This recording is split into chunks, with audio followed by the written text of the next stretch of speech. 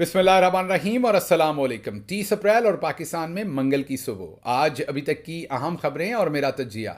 सबसे पहले चलते हैं अडयाला जेल, जहां से आपको बताएंगे कि इमरान खान साहब की सहाफ़ियों से बातचीत हुई है और बड़ी अहम बातचीत हुई है। आपको याद होगा कि पिछली पेशी पर जज साहब ने यह अहकामात दिए थे कि इमरान खान पाकिस्तानी इदारों के ख़िलाफ़ कोई बयान नहीं दे सकते। कहने का उनका मतलब ये था कि आर्मी चीफ और DGISI के बारे में कोई बयान नहीं दे सकते, क्योंकि जाहिर है उनको जज साहब को हुक्म दिया गया था कि आप ये हुक्म दे दें। जज साहब ने आगे हुक्म दे दिया, गैग ऑर्डर पास कर दिया था एक किस्म का इमरान खान के ऊपर। और इमरान खान ने इस चीज़ का एक तो आज एहतजाज किया अदालत में कि ये मेरे खिलाफ ये ऑर्डर क्यों पास किया गया। उसके बाद सहाफ़ियों ने जाहिर है उनसे आज सवालात भी किए। सहाफ़ियों ने एक सवाल उनसे ये किया कि जी बाजवा साहब हाल ही में मुजीबर रहमान शामी साहब से मिले हैं और मोहम्मद मालिक साहब से मिले हैं, और दोनों से मुलाकात में उन्होंने ये कहा है कि मैं कुरान पर हाथ रखकर कहता हूं कि मैंने इमरान खान की हुकूमत नहीं गिराई, इसमें मैं शामिल नहीं था। इसके जवाब में इमरान खान ने कहा कि जनरल बाजवा एक झूठे शख्स हैं। उन्होंने कहा कि मेरे पर कातलाना हमला जो था वो जनरल फैसल नसीर ने करवाया। जी हाँ, नाम लेकर उन्होंने कहा, और ये रिपोर्ट कर रहे हैं ज़ुबैर अली खान। जी हाँ, ज़ुबैर अली खान साहब ने अपने वीलॉग में ये रिपोर्ट किया है। ज़ुबैर अली खान जो हैं वो डिप्टी एडिटर हैं वी न्यूज़ पाकिस्तान के, और उन्होंने ये रिपोर्ट किया खबर। जाहिर है जो लोग जेल के अंदर गए उनमें से ज़्यादातर रिपोर्टर्स ने ये चीज़ रिपोर्ट नहीं की, उन पर पाबंदी लगाई होगी। ज़ुबैर अली खान साहब ने ये वीलॉग करके रिपोर्ट किया जो हम आपके सामने रख रहे हैं। उनकी स्टोरी है ये। उन्होंने बताया कि इमरान खान ने सहाफ़ियों को ये कहा कि मुझ पर जो हमला करवाया है वो जनरल फैसल नसीर ने करवाया और उनको जनरल बाजवा ने ही अपॉइंट करवाया था। ये बात तो दुरुस्त है। और उन्होंने कहा कि हमला जनरल बाजवा के कहने पर करवाया गया। जी हाँ, इमरान खान ने यह कहा कि मुझ पर कातलाना हमला जनरल बाजवा के अहकामात पर हुआ और ये उन्होंने करवाया था, और अब वो कुरान पर हाथ रखकर कस्में दे रहे हैं। तो इससे पहले आपको पता है कि मोहम्मद ज़ुबैर साहब भी गवाही दे चुके हैं जनरल बाजवा के झूठ बोलने की।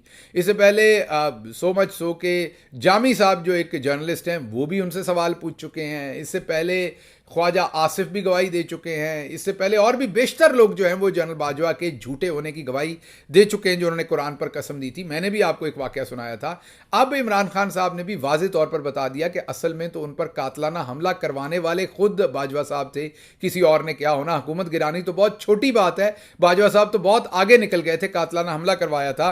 और मेरा ख्याल है, ये मेरा तज्जिया है अगली बात, कि मेरे ख्याल में इसलिए कातलाना हमला करवाया होगा कि अगर इमरान खान साहब की खुदा न खास्ता जान ले ली जाती, मुल्क में क्योस मच जाता और जनरल बाजवा साहब को एक्सटेंशन मिल जाती। तो आप सोचिए एक्सटेंशन के लिए ये किस हद तक गिर चुके थे और किस हद तक चले गए थे। बहरहाल आज इमरान खान साहब ने ये चीज़ें वाज़ेह की।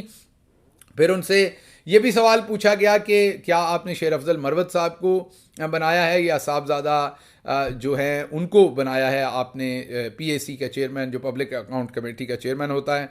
तो उस पर उन्होंने कहा कि मैंने अभी कोई फ़ैसला नहीं किया, मुशावरत के साथ करूँगा। जब मुशावरत होगी तब फैसला होगा। तो जो भी ये कहता है कि इसका फ़ैसला हो गया या उसका फ़ैसला हो गया वो गलत है। अभी मुशावरत हो रही है, जब हो जाएगी, मुझे मुशावरत का वक्त ही नहीं दिया जा रहा, जब मुशावरत हो जाएगी तो तब हम इसके ऊपर फ़ैसला करेंगे। अच्छा जी, अगली खबर आपके सामने रखनी है, और वो खबर ये है कि इस वक्त पाकिस्तान के अंदर पासपोर्ट्स नहीं मिल रहे लोगों को। जी हाँ, पासपोर्ट्स की प्रिंटिंग के ऊपर इस टाइम पेपर में कमी आ गई है। जो पासपोर्ट के लिए पेपर इस्तेमाल होता है वो पाकिस्तान में ख़त्म हो गया है। 2 लाख लोग पासपोर्ट्स का इंतज़ार कर रहे हैं लेकिन उनको पासपोर्ट्स मुहैया नहीं हो रहे। 2 लाख लोग पासपोर्ट बनवाना चाह रहे हैं लेकिन हुकूमत के पास पेपर नहीं है प्रिंट करके देने में। तो इसलिए पासपोर्ट सिस्टम 2 लाख का गैप पड़ गया है। जिन लोगों ने अप्लाई किया, 2 लाख लोग जो हैं उनको पासपोर्ट नहीं मिले और वो इंतज़ार कर रहे हैं उन पासपोर्ट्स का। अच्छा जी, अगली खबर आपके सामने रखेंगे कि हज कोटा जो है वो इस साल भी इस्तेमाल नहीं होगा। पिछले साल भी इस्तेमाल नहीं हुआ, इस साल भी इस्तेमाल नहीं होगा। और वज़ीर मजहबी अमूर कह रहे हैं कि हो सकता है सऊदी अरब जो है वो हज कोटा ही हमारा पक्का ही कम कर दे, क्योंकि हम उसको इस्तेमाल ही नहीं कर रहे। बताइए इस्तेमाल क्या करें, लोगों के पास खाने को रोटी नहीं है, तो हज के पैसे लोगों के पास इकट्ठे कैसे होंगे? मुश्किल काम है, वो ज़्यादा पैसे चाहिए लोगों को। तो इसलिए हज पर अब पाकिस्तानी कम जा रहे हैं और वो कोटा जो है वो लैप्स हो रहा है। अगली खबर बहुत ही धुआंधार है। एहसन इकबाल साहब ने एक खुद प्रेस कॉन्फ्रेंस किया और उस प्रेस कॉन्फ्रेंस में एहसन इकबाल साहब ने यह कहा कि जो निगरान हुकूमत थी वो 1 अरब, हमने कल आपको बताया था $1.5 अरब की ये टीका लगा कर गए हैं, लेकिन एहसन इकबाल साहब ये कह रहे हैं कि $1 अरब का टीका, खुद अपने मुंह से मान रहे हैं, ये निगरान हुकूमत करके गई है और वो गंदम इंपोर्ट करके गई है। अब निगरान हुकूमत कौन है? मोहसिन नकवी साहब। मोहसिन नकवी साहब शामिल थे इस गंदम इंपोर्ट में और ये सारा टीका लगाने में और ये सारा माल बनाने में। और निगरान हुकूमत के जो मोहसिन नकवी साहब थे वो अब कहाँ हैं? वो वज़ीर दाखिला हैं। जी हाँ, एहसन इकबाल अपने ही वज़ीर दाखिला के खिलाफ प्रेस कॉन्फ्रेंस कर रहा है और हमें बता रहा है कि उसने 1 करोड़ की करप्शन किया है। $1 अरब की, सॉरी 1 करोड़ कह दिया, $1 अरब की करप्शन की है उसने और गंदम में पाकिस्तान को नुकसान पहुंचाया। ये एहसन इकबाल बता रहे हैं। जब एहसन इकबाल ये बात मोहसिन नकवी पर कर रहे हैं तो जिसका मतलब है कि वो जनरल आसिम मुनीर साहब के ऊपर, जो पाकिस्तान के आर्मी चीफ हैं, उनके बारे में ये बात वो कह रहे हैं। तो आप खुद सोच लीजिए कि मामलात किस तरफ चले गए हुए हैं कि एक तरफ हमें SIFC में बताया जाता था कि पाकिस्तान के अंदर इन्वेस्टमेंट्स आएंगी और पाकिस्तान के अंदर इन्वेस्टमेंट्स भी जो है वो रिपीटेडली नीचे जा रही हैं। इमरान खान के आखिरी साल में जो 1.3 के ऊपर बिलियन डॉलर के ऊपर फॉरेन इन्वेस्टमेंट थी, वो पिछले साल 1.15 के करीब हुई और इस साल तकरीबन 1 बिलियन पर वो आ गई है। मीन वो फॉरेन डायरेक्ट इन्वेस्टमेंट जो है वो बतदरीज कम हो रही है। हमें ये बताया गया था कि SIFC में वो फॉरेन डायरेक्ट इन्वेस्टमेंट जो है वो बढ़ेगी, लेकिन यहाँ पर तो बतदरीज कमी वाक़या हो रही है। और दूसरी तरफ अब एहसन इकबाल साहब जो इल्ज़ाम लगा रहे हैं कि गंदम के स्कैंडल में निगरान हुकूमत मुलव्वस थी। आप सबको पता है कि निगरान हुकूमत तो चौधरी निज़ामुद्दीन की अपनी थी। तो इसका मतलब है कि एहसन इकबाल इल्ज़ाम लगा रहे हैं कि ये पाकिस्तान की जो मिलिट्री इस्टेब्लिशमेंट है, ये उन्होंने करप्शन किया $1 अरब की, या वो नुकसान उन्होंने पाकिस्तान को पहुंचाया क्योंकि उन्हीं के लोग जो है वो निगरान हुकूमत चला रहे थे। तो ये भी बहुत ही एक संगीन इल्ज़ाम है। हमने आपको $1.5 अरब का पहले ही बता दिया हुआ, ये ज़रा थोड़ा सा कसरे नफसी से काम ले रहे हैं और ये इनकी अपनी हुकूमत थी, ये शामिल है इसमें एहसन इकबाल साहब इस सारे में। लेकिन आप इनकी डिटाई देखें कि ये अपने मुंह से मान रहे हैं कि इन्होंने पाकिस्तान को इतना ज़्यादा नुकसान जो है वो पहुंचाया है। अच्छा जी, अगली खबर आपको देंगे कि जो 190 मिलियन पाउंड का केस जिसे कहते हैं, असल में वो जो अलकादर यूनिवर्सिटी इमरान खान ने जो एक यूनिवर्सिटी बनाई थी गरीबों के लिए, जिसमें गरीब बच्चों को फ्री एजुकेशन दी जाती है, उसकी ज़मीन के ऊपर जो इमरान खान की मलकियत नहीं, ट्रस्ट की मलकियत है, वो किसी ने दी थी, मलक रियाज ने वो गिफ्ट की थी यूनिवर्सिटी को, उसके ऊपर जो केस बनाया हुआ है उसमें इमरान खान साहब की ज़मानत पर प्रोसिक्यूटर हाजिर नहीं हो रहा, बार बार छुट्टी कर रहा है। और जो उसकी वजह क्या है, क्योंकि उस मुकदमे के अंदर सज़ा दिलवाने के लिए दूसरी तरफ तेज़ी से अडयाला जेल में केस चलाया जा रहा है। मकसद यह है कि ज़मानत ना होने दी जाए और उतनी देर में इमरान खान को उसमें सज़ा दिलवा दी जाए ताकि इमरान खान को रिहा ना करना पड़े। तो ये अरेंजमेंट है। बार बार ज़मानत की जब हेयरिंग होती है तो वहाँ पर आमिर फ़ारूक साहब तारीख दे देते हैं अगली। हाँ, जुमलेबाजी ज़रूर होती है जस्टिस आमिर फ़ारूक साहब की कि मैं अगली दफ़ा तारीख नहीं दूंगा, अगली दफ़ा माफ़ी नहीं दूंगा, पिछली दफ़ा भी अदालत नहीं आए थे प्रोसिक्यूटर के बारे में, इस दफ़ा भी नहीं आए, अगली दफ़ा ये आखिरी मौका है। लेकिन बहरहाल वो ये जुमले शुमले बोलने के बाद तावन उन्हीं के साथ कर रहे हैं कि आप इमरान खान को सज़ा दे लें पहले ताकि उनको रिहा ना करना पड़े। तो अभी इनका इमरान खान को रिहा करने का कोई प्रोग्राम नहीं है। हाँ, जाहिर है क्योंकि जस्टिस आमिर साहब बैठे हुए हैं, वो सारे काम वही कर रहे हैं जो इस्टेब्लिशमेंट उनसे चाहती है और ये सारे के सारे काम हो रहे हैं वहाँ पर। और जैसा मैंने आपको बताया कि इनकी कोशिश होगी कि इमरान खान को ज़मानत देने से पहले पहले हम किसी तरीके से उनको सज़ा दे दें इसी मुकदमे के अंदर, ताकि फिर ज़मानत हो भी जाए तो सज़ा पहले से हो चुकी होगी, इन्फ्रक्शस हो जाएगी वो सारी की सारी पटिशन। तो ये सब कुछ मिलजुल कर अदालत के साथ ये सारा कुछ किया जा रहा है। अच्छा जी, खुदा खुदा करके हमारे बेइज्जत करने पर, आपकी आवाज़ उठाने पर पाकिस्तान के वज़ीर दिफा ने मोदी के बारे में ट्वीट किया। जी हाँ, जब वो उनको भी भूल गया कि उन्होंने ये बयान दिया था, हिंदुस्तान को भी भूल गया, क्योंकि पहले गार्डियन में स्टोरी आई थी कि उन्होंने 20 लोगों को पाकिस्तान में घुस के कत्ल किया।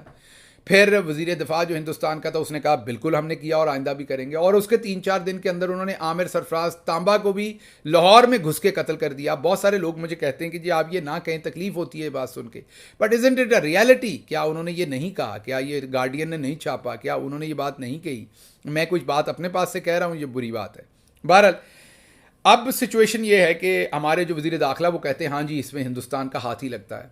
वज़ीर दिफा उस वक्त पकौड़ों के ट्वीट कर रहे थे, जिस पर हमने खासी उनकी क्लास ली, आपने भी आवाज़ उठाई कि 13 ग्राम का पकौड़ा होता है, 3 ग्राम जो है वो तेल पी जाता है, और अगर 5 करोड़ पाकिस्तानी एक एक पकौड़ा खाएं तो 3 अरब रुपए के जो है वो पकौड़े जो है वो तेल पी जाएंगे, 3 अरब रुपए का, और पाकिस्तानी उन पकौड़ों को खा जाएंगे। तो फिर तो आपको पाकिस्तानियों को खा जाना चाहिए, इतना नुकसान पाकिस्तानी दे देंगे। लोगों के पास खाने को रोटी नहीं, ये कहते हैं 3 अरब के पकौड़े खा जाएंगे। बहरहाल आज खुदा खुदा करके उन्होंने बयान दिया, और बयान क्या दिया है कि पिछली दफ़ा जब आपने घुस के मारने की बात की थी तो आपके तैयारे भी हमने गिरा लिए थे, आपका पायलट भी पकड़ लिया था, इस दफ़ा भी आप करेंगे तो आपको तो धमकी भी दी है, तो उस ज़माने की दी जब इमरान खान ने बहादुरी दिखाई थी।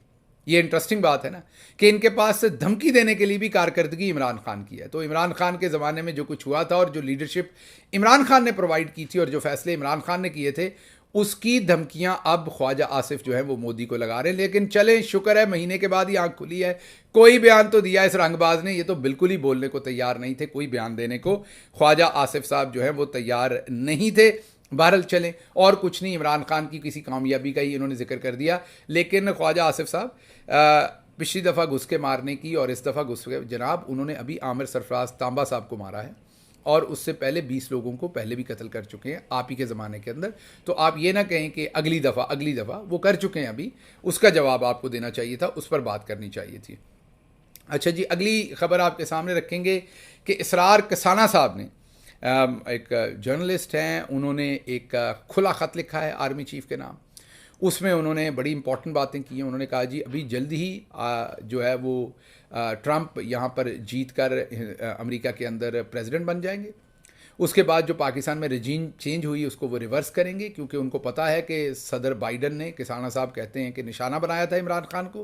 किसाना साहब ये भी कहते हैं कि सदर ट्रंप जो हैं वो इस टाइम अभी तक इलेक्शन जीते नहीं, लेकिन पूरी दुनिया को पता है कि वही जीत रहे हैं, तो इंटरनेशनल डिग्नेटरीज अब उन्हीं से मुलाकातें कर रही हैं।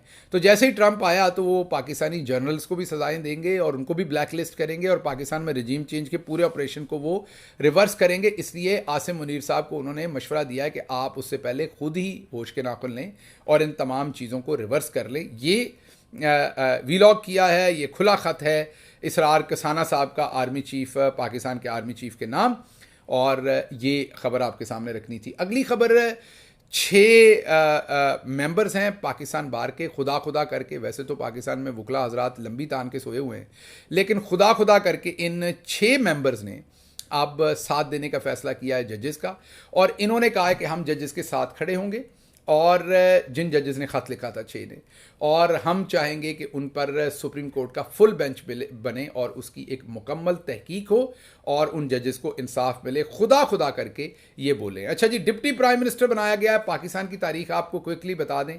डिप्टी प्राइम मिनिस्टर इसहाक डार साहब बने। इससे पहले भुट्टो साहब के ज़माने में डिप्टी प्राइम मिनिस्टरशिप दी गई थी, फिर बेनज़ीर साहबा के ज़माने में नुसरत भुट्टो साहबा को डिप्टी प्राइम मिनिस्टरशिप दी गई थी, और फिर याद कीजिए कि चौधरी परवेज़ इलाही साहब जो है वो डिप्टी प्राइम मिनिस्टर बने थे।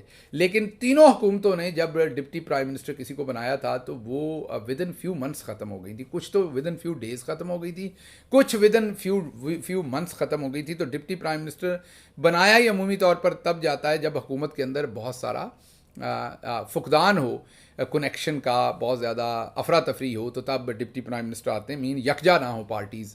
तो अभी भी जो आपके सामने आ रहा है सिचुएशन, उसमें भी तजिया हमारा करने का मकसद ये है कि डिप्टी प्राइम मिनिस्टर्स की तारीख ये है कि जब पाकिस्तान में डिप्टी प्राइम मिनिस्टर्स बनाए जाते हैं तो बेसिकली हुकूमत के दिन थोड़े होते हैं, और वही हमें यहाँ पर भी होते हुए लग रहा है। अच्छा जी, पाकिस्तान की एक कश्ती हिंदुस्तान ने पकड़ी है, हिंदुस्तान ने तस्वीर जारी की है, और उनका क्लेम यह है कि उसमें $7 करोड़, जी हाँ, $7 करोड़ की मंशियात स्मगल हो रही थी, और उन मुलज़मों के साथ उनके मुताबिक उन्होंने ये मंशियात से भरी हुई कश्ती पकड़ी है, और हिंदुस्तानी समुद्री हदूद के अंदर से ये कश्ती उन्होंने पकड़ी है। $7 करोड़ की मंशियात स्मगल करने की ये कोशिश कर रही थी कश्ती। ये हिंदुस्तान का इसके ऊपर तज्जिया है।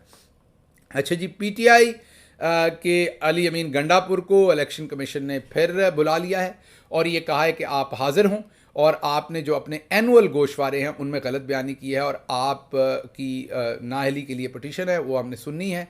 तो अली अमीन गंडापुर साहब को दोबारा से नोटिस करके समन करके बुला लिया इलेक्शन कमीशन ने।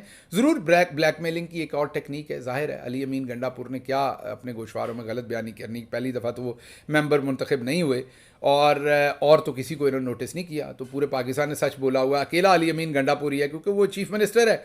उनको अब मेरा ख्याल है कि उनको ब्लैकमेल करने के लिए ये सब कुछ जो है वो किया जा रहा है। अच्छा जी, अगली खबर आपको बताएंगे कि खैबर पख्तूनख्वा में ज़िमनी बल्दियाती इलेक्शन हुए। जी हाँ, बल्दियाती इलेक्शन कुछ थे जो जिनमें दोबारा से इलेक्शन होना था, ज़िमनी इलेक्शन हुए। तमाम में पाकिस्तान तहरीक इंसाफ ओवरवेलमिंगली जीती है। इससे आपको वाज़े तौर पर नज़र आ रहा है कि अभी जो धांधलियाँ कर रहे थे उनके लिए वाज़े पैगाम है कि अडयाला का जो कैदी है वो आज भी आवाम के दिलों में रहता है और आवाम भरपूर तरीके से उसी को वोट देने के लिए जो है वो पूरी आबोताब के साथ जो हैं वो खड़े हैं और उसको वोट दे रहे हैं। अच्छा जी, अगली खबर आपके सामने रखेंगे कि जो पाकिस्तान के अंदर इस टाइम चल रहा है कि जजेस बार बार रिमांड दे रहे हैं ख़वातीन के। जो लाहौर हाई कोर्ट के चीफ जस्टिस हैं उन्होंने बुट्टर साहब जो सरगोदा के एंटी टेररिज्म कोर्ट के जज थे उनको ओएसडी बनाया है। और अभी कुछ लोग तो कह रहे हैं कि उन्हें ओएसडी इसलिए बनाया कि उन्होंने ख़वातीन के साथ बड़ा जुल्म किया और बड़े लंबे रिमांड दिए हैं, लेकिन मैं नहीं इस बात को मानता। मुझे लगता है कि there must be some other reason. तो उन्होंने इस वजह से ये मेरा नहीं ख्याल ओएसडी बनाया होगा, कोई और वजह होगी। मुझे तो लगता है शायद इस्टेब्लिशमेंट की कोई बात नहीं मानी होगी। वैसे तो वो मान रहे थे सारी बातें, जैसे जैसे इस्टेब्लिशमेंट उन्हें कह रही थी वो वैसे वैसे फैसले कर रहे थे। बहरहाल हैरानी की बात है कि उन्हें सरगोदा से ओएसडी बना दिया गया है और ओएसडी बनाकर उन्हें लाहौर रिपोर्ट करने को कहा गया है। इसके साथ ही मुझे इजाज़त दीजिए। अल्लाह आपका हामी और नासिर हो। पाकिस्तान जिंदाबाद।